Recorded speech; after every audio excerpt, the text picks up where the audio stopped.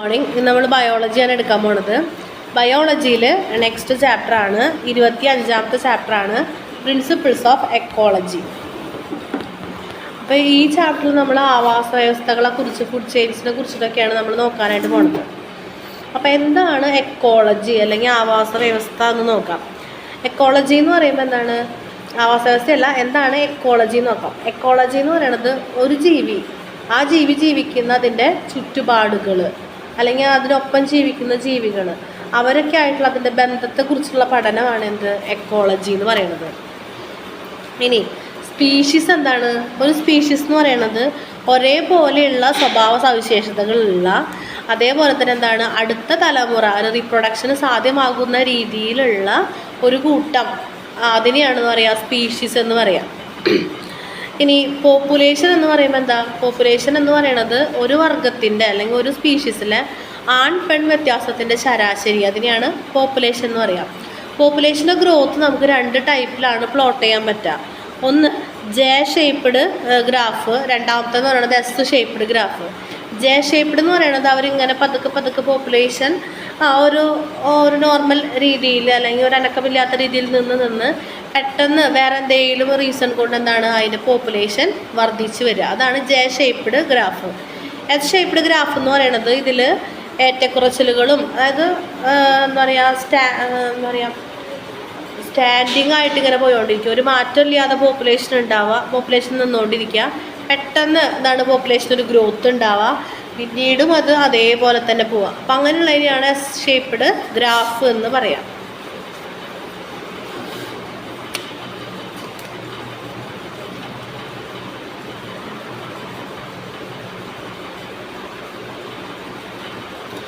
അടുത്ത നോക്കാനുള്ളത് എക്കോസിസ്റ്റംസ് ആണ്. എക്കോസിസ്റ്റം എന്ന് പറയുന്നത് പ്രകൃതിയിൽ ഇങ്ങനെ സ്വതന്ത്രമായി നിൽക്കുന്ന ആവാസ വ്യവസ്ഥകളാണ് എക്കോസിസ്റ്റം. എക്കോസിസ്റ്റം മെയിൻലി 2 ടൈപ്പിലാണുള്ളത്, അക്വാട്ടിക്കും ടെറസ്ട്രിയലും. അക്വാട്ടിക് എക്കോസിസ്റ്റം ഉണ്ട്, ടെറസ്ട്രിയൽ എക്കോസിസ്റ്റം ഉണ്ട്. ഇനി നമ്മൾ ഫുഡ് ചെയിനിലേക്ക് വരാണ്. അപ്പോൾ ഏത് എക്കോസിസ്റ്റത്തിലാണെങ്കിലും ഏതൊരു ആവാസ വ്യവസ്ഥയിലുമാണ് ആയാലും എന്താണ് അതിന് ഒരു പ്രത്യേക ഓർഡർ ഉണ്ട് അല്ലേ. ഒരു ജീവി ആ ജീവിയെ ഡിപ്പെൻഡ് ജീവിക്കുന്ന മറ്റൊരു ജീവി അങ്ങനെ പോകുന്നുണ്ട്. ഇപ്പോൾ ടെറസ്ട്രിയൽ ആണെങ്കിലും അക്വാട്ടിക് ആണെങ്കിലും ഏതൊരു ആവാസ വ്യവസ്ഥയിലും എന്താണ് ഫുഡ് ചെയിൻ്റെ ഫസ്റ്റ് ഭാഗം അല്ലെങ്കിൽ ഫസ്റ്റ് ആളെന്ന് പറയുന്നത് ആരാണ്? പ്രൊഡ്യൂസേഴ്സാണ്, അല്ലെങ്കിൽ ഗ്രീൻ പ്ലാന്റ്സ് ആണ്.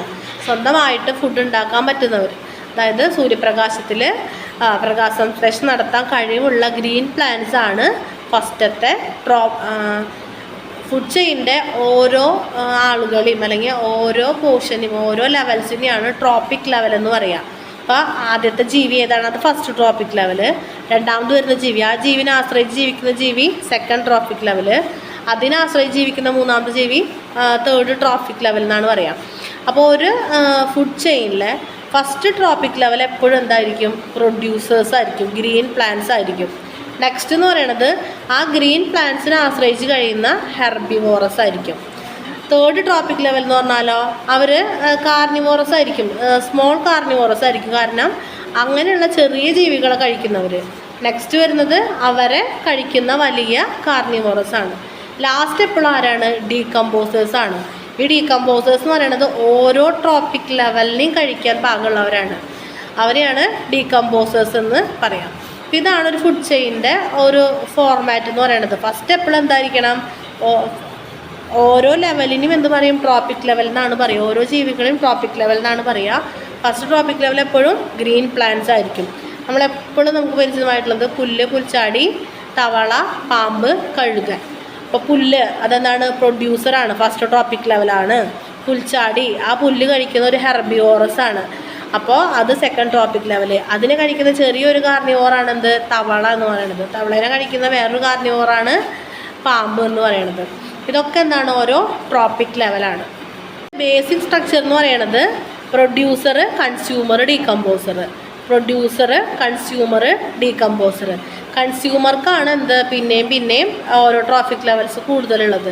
Herbivorous, small carnivores, big carnivores അല്ല ലാർജ് കാർണിവോറസ് വരുന്നത്.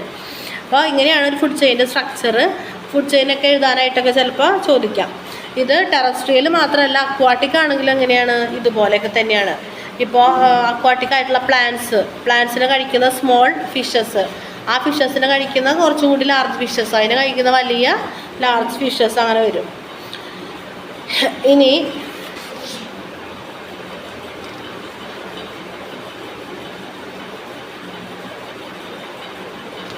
ഒരു ആവാസ വ്യവസ്ഥനെ സ്വാധീനിക്കുന്ന ബയോട്ടിക് ഫാക്ടേഴ്സ് പറയുമ്പോൾ ജീവനുള്ള വസ്തുക്കളും, ഇനി അബയോട്ടിക് ഫാക്ടേഴ്സ് ഉണ്ട്, ജീവനില്ലാത്ത സാധനങ്ങൾ. അതേതൊക്കെയാണെന്ന് നോക്കാം കേട്ടോ. ഫിസിക്കൽ ഓർ ക്ലൈമറ്റിക് റെജീംസ്, അത് ക്ലൈമറ്റുകൾ ചിലപ്പോൾ എന്താണ് ആവാസ വ്യവസ്ഥയ്ക്ക് താങ്ങാൻ പറ്റാത്തൊരു അതിശക്തമായിട്ടുള്ള ചൂട് വരുമെന്നാണ് കുറേ ജീവികൾക്ക് നാശം സംഭവിക്കാം. അപ്പോൾ ക്ലൈമറ്റ് എന്ന് പറയണത്, അല്ലെങ്കിൽ ഫിസിക്കൽ ക്ലൈമറ്റ് എന്ന് പറയണത് അവിടെ ഒരു ബാരിയറാണ്. രണ്ടാമത്തേന്ന് പറയണത് ലൈറ്റാണ്. ലൈറ്റ് എന്ന് പറയുമ്പോൾ നമ്മുടെ ലൈറ്റ് ഇപ്പോൾ പ്രത്യേകിച്ച് അക്വാട്ടിക് എക്കോസിസ്റ്റമൊക്കെ ആകുമ്പോൾ ലൈറ്റ് വേണമല്ലോ. അവിടെയും വന്ന് നടക്കുന്നുണ്ട് ഫോട്ടോസിന്തസിസ് നടക്കുന്നുണ്ട്. അക്വാട്ടിക് പ്ലാന്റ്സ് ഫോട്ടോസിന്തസിസ് നടക്കുന്നുണ്ട്. ആൽഗേസ് ആണ് ഏറ്റവും കൂടുതൽ ഫോട്ടോസിന്തസിസ് ചെയ്യുന്നത്. അപ്പോൾ ലൈറ്റ് അവിടെ ഒരു പ്രധാന ഘടകമാണ്. പിന്നെയുള്ളതാണ് താപനില അല്ലെങ്കിൽ ടെമ്പറേച്ചർ എന്ന് പറയുന്നത്. അപ്പോൾ ഓരോ ട്രോപ്പിക് ലെവലിനും എന്താണ് ഓരോ ഊഷ്മാവ് ആവശ്യമാണ്, നിലനിൽപ്പിന് വേണ്ടിയിട്ട് ആവശ്യമാണ്. ഈ ബയോട്ടിക് ആൻഡ് അബയോട്ടിക് ഫാക്ടേഴ്സ് ഒരുപോലെ നിന്നാൽ മാത്രമാണ്, അത് ഫേവറബിളായി നിന്നാൽ മാത്രമാണ് ഒരു ആവാസ വ്യവസ്ഥയ്ക്ക് നല്ല രീതിയിൽ പോകാനായിട്ട് പറ്റുള്ളൂ. അപ്പോൾ ഈ അബയോട്ടിക് ഫാക്ടേഴ്സ് ഏതൊക്കെയാണെന്ന് നോക്കി വെക്കണം കേട്ടോ. എക്കോസിസ്റ്റം എന്താണ്, ടൈപ്സ് ഏതൊക്കെയാണ്, ആ എക്കോസിസ്റ്റത്തിനെ എഫക്റ്റ് ചെയ്യണ അബയോട്ടിക് ഫാക്ടേഴ്സ്. ഇനി ഫുഡ് ചെയിൻ പറഞ്ഞു. ഇങ്ങനെയുള്ള ഇൻ്റർ കണക്റ്റഡ് ആയിട്ടുള്ള ഫുഡ് ചെയിൻസിനെയാണ് ഫുഡ് വെബ് എന്ന് പറയുക. ഇൻ്റർ കണക്റ്റഡ് ആയിട്ടുള്ള ഫുഡ് ചെയിൻസ് ആണ് ഫുഡ് വെബ് എന്ന് പറയാം. അപ്പോൾ പുല്ല്, പുൽച്ചാടി, തവള, പാമ്പ്, കഴുകൻ പറഞ്ഞു. ഇതേ പുല്ല് തന്നെ ആര് തിന്നും? റാബിറ്റ് തിന്നും അല്ലേ? അതേപോലെ തന്നെ ചിലപ്പോൾ തവളേനെ പാമ്പ് തിന്നും, പാമ്പിനെ കഴുകൻ തിന്നും, വേറെ അങ്ങനെയൊക്കെ ഒരു സാധനം തന്നെ പല ആൾക്കാർ കഴിക്കുന്നുണ്ട്. അങ്ങനെ ഇൻ്റർ കണക്റ്റഡ് ആയിട്ടുള്ള ഫുഡ് ചെയിൻസിനെയാണ് നമ്മൾ ഫുഡ് വെബ് എന്ന് പറയാം.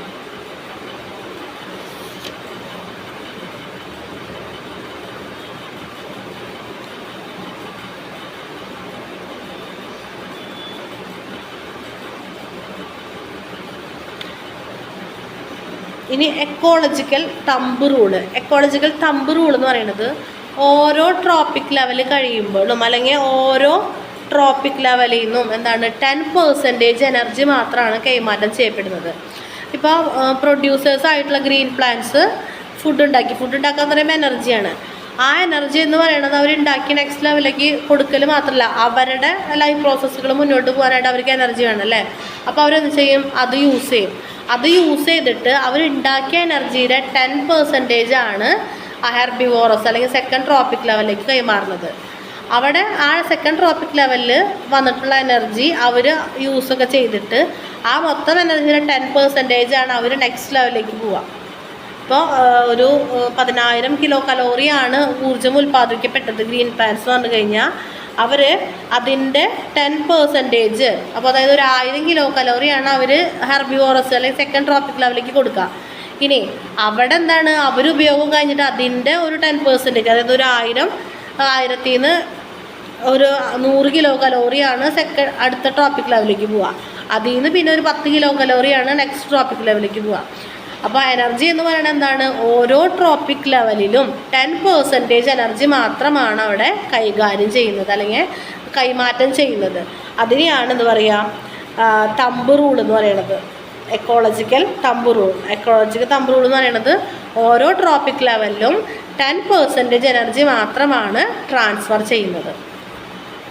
ഇതിനൊക്കെ ചോദിക്കാവുന്ന കുറച്ചും കൂടി ഇമ്പോർട്ടൻ്റ് ആയിട്ടുള്ള ഒരു ടോപ്പിക്കാണ് ബയോംസ്. ബയോംസ് എന്ന് പറയുമ്പോൾ അതായത് നമ്മളൊരു ആവാസ വ്യവസ്ഥയിൽ ജീവികൾ തമ്മിലും അവരുടെ ചുറ്റുപാടുകളാക്കിയായിട്ട് ഇടപഴകുന്നുണ്ട്. അപ്പോൾ അങ്ങനെയുള്ള ഒരു ചെറിയ മേഖല വിട്ടിട്ട് വലിയൊരു ഭൂപ്രദേശം, ഒരേ രീതിയിൽ നിൽക്കുന്ന വലിയൊരു ഭൂപ്രദേശം, ഇപ്പോൾ മരുഭൂമികൾ, ആ ഒരു വലിയ ഭൂപ്രദേശത്ത് എന്താണ് അവിടുത്തെ ഒരു ലൈഫ് വേറെയാണ്. അങ്ങനെയുള്ളതിനെയാണ് നമ്മളെന്ന് പറയുക ബയോംസ് എന്ന് പറയാം. ഇനി ബയോംസിന് നമ്മൾ രണ്ടായിട്ട് തിരിച്ചിട്ടുണ്ട്. ടെറസ്ട്രിയൽ ബയോംസും ഉണ്ട്, അക്വാട്ടിക് ബയോംസ് ഉണ്ട്. എക്കോസിസ്റ്റം പോലെ തന്നെ, എക്കോസിസ്റ്റം എന്ന് പറയുന്ന ആ ചെറിയ ഏരിയയ്ക്ക് അപ്പുറം എന്താണ് ഒരു വലിയ ഏരിയ, എന്താണ് വലിയ ഒരു ഭൂപ്രദേശം മുഴുവനും ഇതേ രീതിയിലാണ്. അങ്ങനെയുള്ളതാണ് ബയോംസ്. എക്കോസിസ്റ്റം ബയോംസ് തമ്മിലുള്ള വ്യത്യാസം അങ്ങനെയാണ്. അപ്പോൾ അതും ബയോംസ് എങ്ങനെയാണ്? 2 തരത്തിലുണ്ട്. ടെറസ്ട്രിയൽ ബയോംസ് ഉണ്ട്, അക്വാട്ടിക് ബയോംസ് ഉണ്ട്. ടെറസ്ട്രിയൽ ബയോംസിനെ പിന്നെയും ഡിവൈഡ് ചെയ്തിട്ടുണ്ട്. മഴക്കാടുകൾ, മിതശീതോഷ്ണ ഇലപൊഴിയും ഫോറസ്റ്റ്. ടെറസ്ട്രിയൽ ബയോംസിനെ പിന്നെയും തിരിച്ചിട്ടുള്ളതാണ്. Tropical rain forest, temperate deciduous forest, boreal north coniferous forest. അങ്ങനെ വീണ്ടും തിരിച്ചിട്ടുണ്ട്. ഗ്രാസ് ലാൻഡ്, ഡെസേർട്ട്, തുന്ദ്ര എന്നൊക്കെ പറഞ്ഞിട്ട് പിന്നെയും അതിനെ ഡിവൈഡ് ചെയ്തിട്ടുണ്ട്. അപ്പോൾ നമുക്കിതിൽ ഓരോന്നും എന്താണെന്ന് നോക്കാം. എന്താണ് അവിടെ കാണപ്പെടുന്ന, അല്ലെങ്കിൽ അത് എവിടെ കാണപ്പെടുന്നു എന്ന് മാത്രം നിങ്ങൾ നോക്കി വെച്ചാൽ മതി. ഇപ്പോൾ മഴക്കാടുകൾ,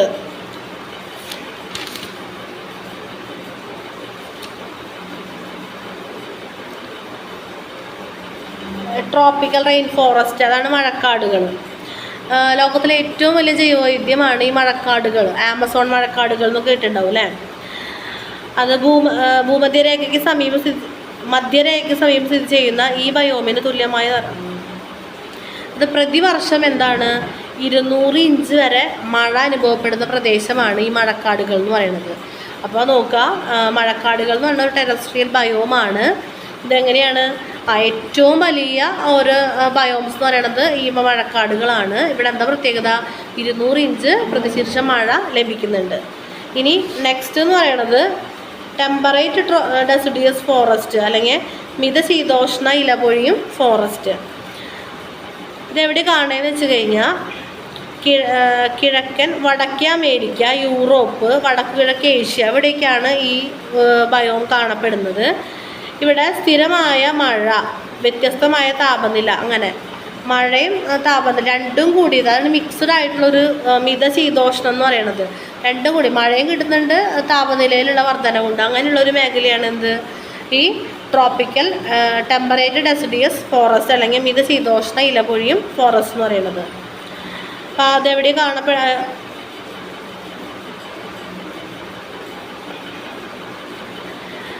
ഇനി ഇവിടെ വളരുന്ന ജന്തുജാലങ്ങളാണ് മാന്, മുയൽ, കരടി, പക്ഷികൾ, പലതരത്തിലുള്ള പ്രാണികൾ, ഉഭയജീവികളൊക്കെ ഇവിടെ കാണപ്പെടുന്നുണ്ട്.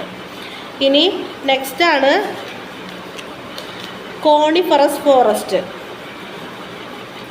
കോണിഫറസ് ഫോറസ്റ്റ് എന്ന് പറയുമ്പോൾ നീളമുള്ളതും വരണ്ടതുമായിട്ടുള്ള ശൈത്യകാലം, തണുത്ത നനഞ്ഞ വേനൽക്കാലം, ഇതൊക്കെയാണ് ഇതിൻ്റെ പ്രത്യേകതകൾ.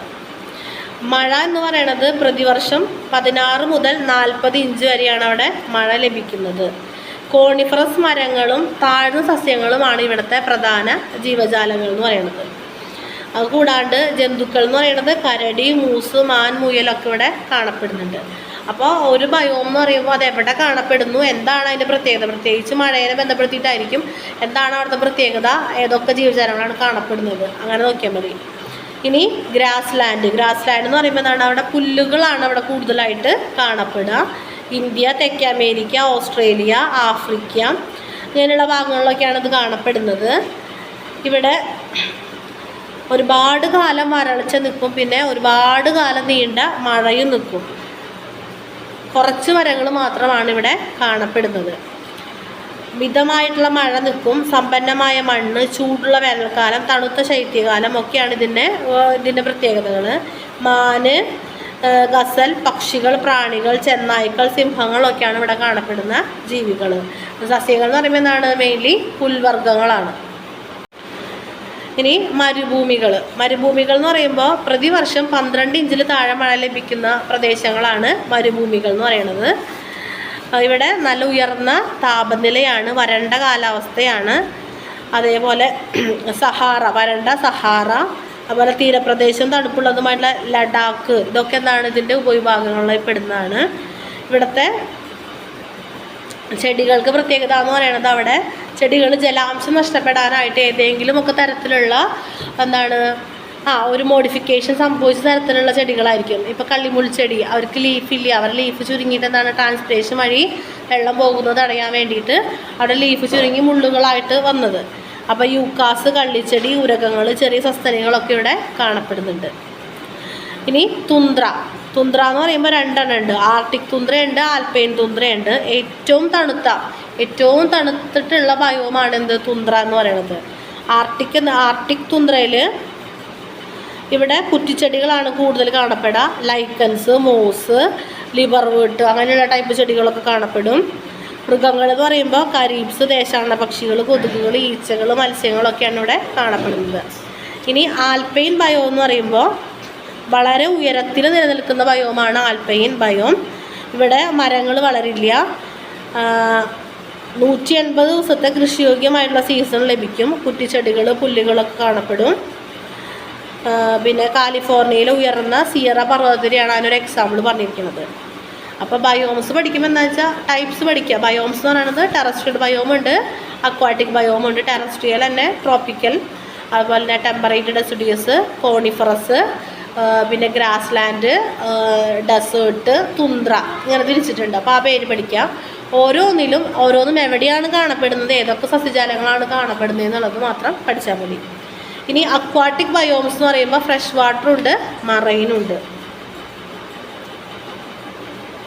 ഫ്രഷ് വാട്ടർ എന്ന് പറയുമ്പോൾ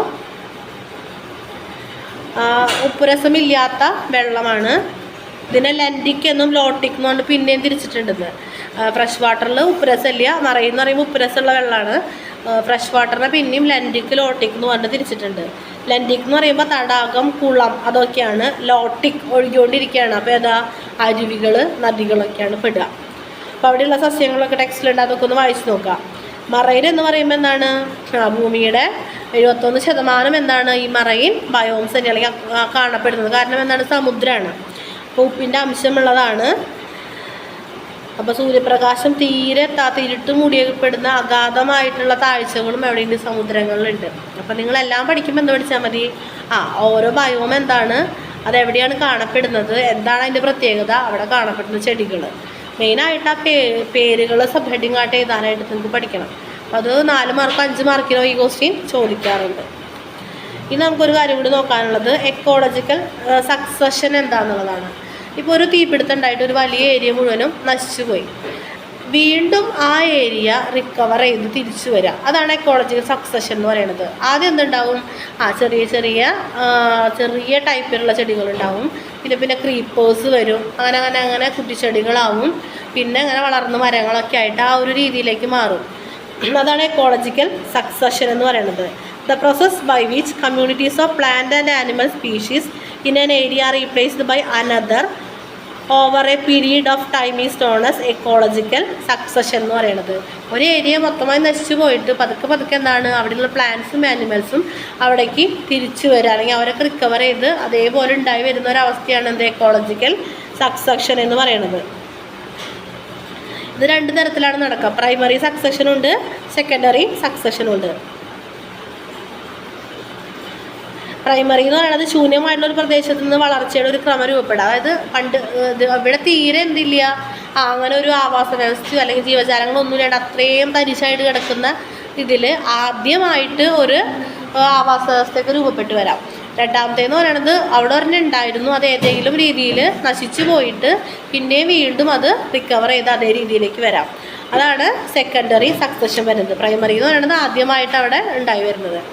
അപ്പോൾ ഇത്രയാണ് നമുക്ക് ഈ ചാപ്റ്ററിൽ പഠിക്കാനുള്ളത്. അപ്പോൾ അതിൽ ടൈപ്സ് ഓഫ് ബയോംസ് ആണ് വളരെ ഇമ്പോർട്ടൻ്റ് ആയിട്ടുള്ളൊരു കാര്യം. അപ്പോൾ അത് പഠിക്കണം. പിന്നെ ഫുഡ് ചെയിൻസ് നോക്കണം. ഫുഡ് ചെയിൻ്റെ അബയോട്ടിക് ഫാക്ടേഴ്സ് എഫക്റ്റ് ചെയ്യണം, എക്കോസിസ്റ്റം എഫക്റ്റ് ചെയ്യണ അബയോട്ടിക് ഫാക്ടേഴ്സ് നോക്കണം. പിന്നെ ഇതിൽ ഡിഫൈൻ എന്ന് പറഞ്ഞ് ചോദിച്ചിട്ടുള്ള എല്ലാതും പഠിച്ചു വയ്ക്കണം. കാരണം 1 മാർക്കിനത് ചോദിക്കാറുണ്ട്. ഇത്രയാണ് നമുക്ക് ഈ ചാപ്റ്ററിലുള്ളത്. നന്നായിട്ട് പഠിക്കാം. Thank you.